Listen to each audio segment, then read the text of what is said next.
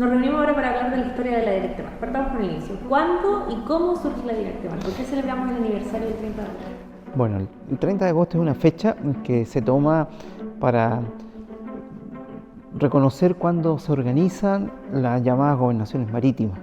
Pero eso es en el año 1848, un día 30 de agosto. Pero la autoridad marítima vamos a reconocer que la vamos a encontrar desde el inicio de la República. O sea, digámoslo que como tal, como autoridad, está presente desde que en Valparaíso se nombra un primer capitán de puerto, ya en el periodo de la independencia. Y con el gobierno de Bulnes, en la década de los 40, se organiza toda esta autoridad que estaba a lo largo de los puertos de Chile. Y por eso entonces el 30 de agosto para nosotros es la fecha de conmemoración de una organización, pero que ya tenía bastante tiempo de antes. Se dice que Arturo Prat fue parte de la educación de la autoridad marítima. ¿Esto es así? Que nos comente un poco qué otras curiosidades o qué otros personajes han sido. Podemos nombrarlo. Bueno, exactamente. Recordemos que, por un lado, la Armada tenía, dentro de toda la historia naval, siempre ha contado con escasez de buques. Y por lo tanto, los oficiales deben cumplir también labores en otros ámbitos que no sea embarcado. Y una de ellas es cómo han participado en las gobernaciones marítimas distintos oficiales a lo largo de los puertos de Chile. Y un ejemplo de eso es, claro, Arturo Prat estuvo en la gobernación marítima como ayudante de órdenes del gobernador. Esto fue hacia el año 1876. En 1877 estuvo también Carlos Condel cumpliendo una misma función. Y a lo largo de la historia naval vamos a reconocer entonces a otros personajes que han estado también cumpliendo. Por ejemplo, Jorge Montt como capitán de navío hacia el año 1890, era el gobernador marítimo. En el año 1891 vamos a ver que participa en la revolución o la guerra civil de ese año. Otros personajes que vamos a destacar, por ejemplo, es Gómez Carreño. Luis Gómez Carreño en 1906 era gobernador marítimo del Paraíso cuando debe tomar el control en agosto de ese año por el terremoto que se produjo en la ciudad del Paraíso. Entonces, dentro del ámbito de gobernadores vamos a encontrarlo siempre a estos personajes también destacados. Eso podemos nombrarlo. En 1953 se utiliza por primera vez la denominación de servicio. ¿Por qué esto se marca como un hito y qué implicancias tuvo? Bueno, hay que reconocer que la organización de la autoridad marítima en Chile ha tenido varios cambios, digamos, o organizaciones, o sea, ha querido reorganizar cada cierto tiempo.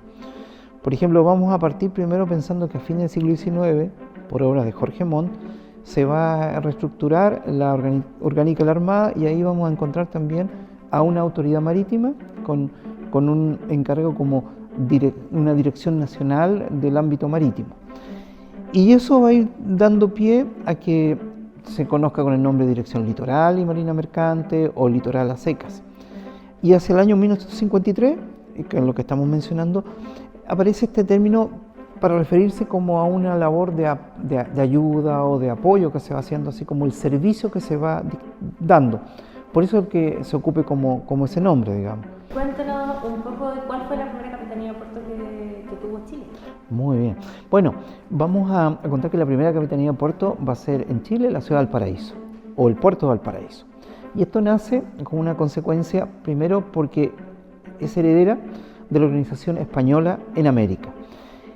A fines del siglo XVIII, los españoles tenían unas ordenanzas, las cuales disponían de cómo debían ser el control que debía darse en los puertos que se establecían por parte de ellos.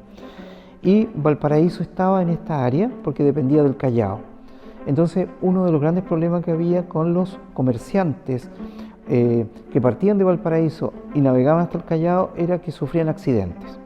Entonces, la autoridad del Callao, con el fin de disminuir estos accidentes, y que lo más normal de los accidentes eran de tres tipos. Uno era por mala estiva, el segundo era por sobrecarga de la nave y tercero porque el piloto no tenía idea de navegación.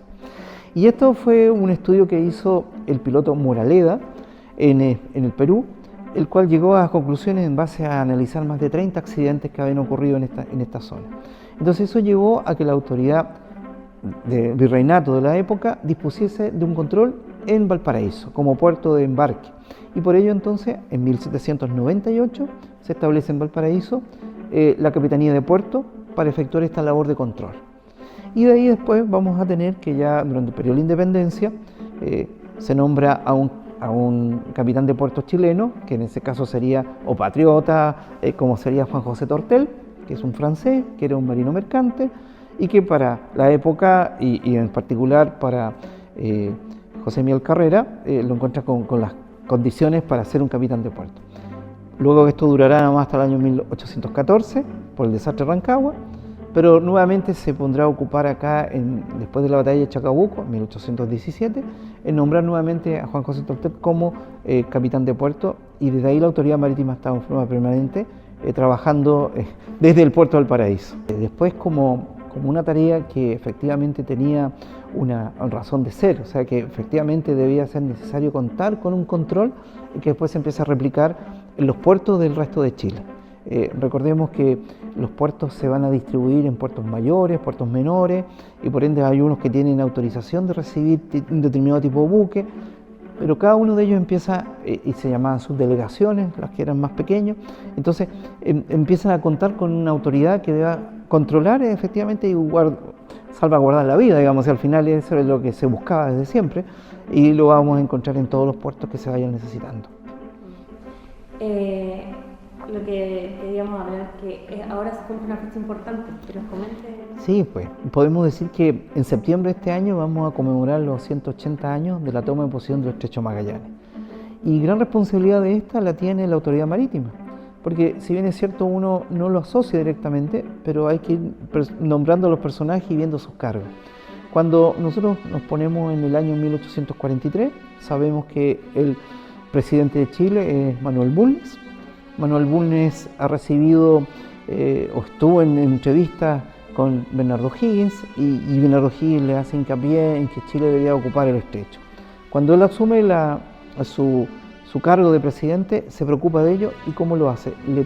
Le pide al intendente de Chiloé, que es Domingos Piñeira, que organice una expedición para poder tomar posesión del Estrecho Magallanes.